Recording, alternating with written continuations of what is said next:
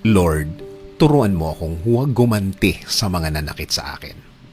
Panginoon, salamat sa lahat ng mga pagkakataon na ibinibigay niyo sa amin. Sa mga biyaya na laging andyan, sa mga provision na laging nakahanda para i-provide sa amin.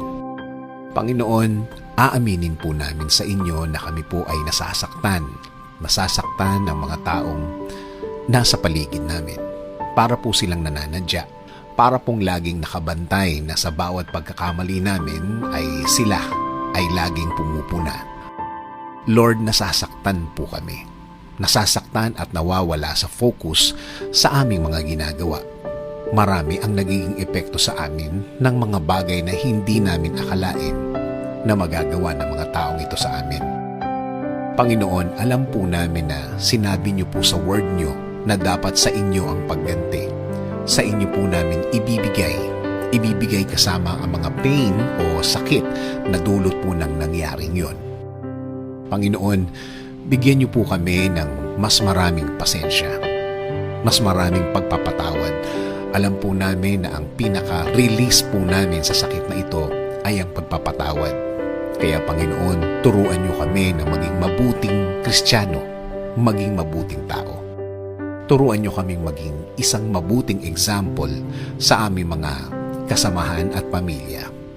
Dahil alam po namin na binabantayan din po nila ang bawat galaw namin at inaalam kung paano kami magre-react sa mga bagay na ito.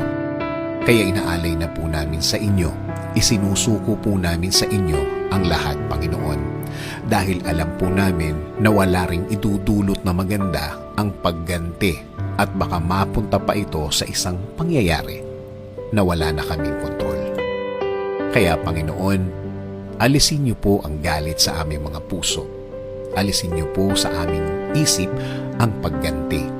Alisin niyo po sa aming utak ang makabawi. Sa inyo kami titingin, sa inyo kami magfo-focus. Palitan niyo ang lahat ng aming nararamdaman ng pagmamahal at pagpapatawad.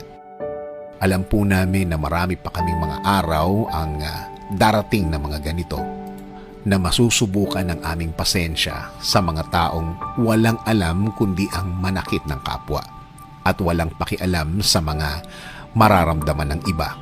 Pero iisipin na lang namin ang gusto mo, Panginoon, na wag na silang patulan at patuloy na mabuhay. Nakasama ang presensya mo at mga blessings mo, Panginoon. This is our prayer. In Jesus' name, Amen.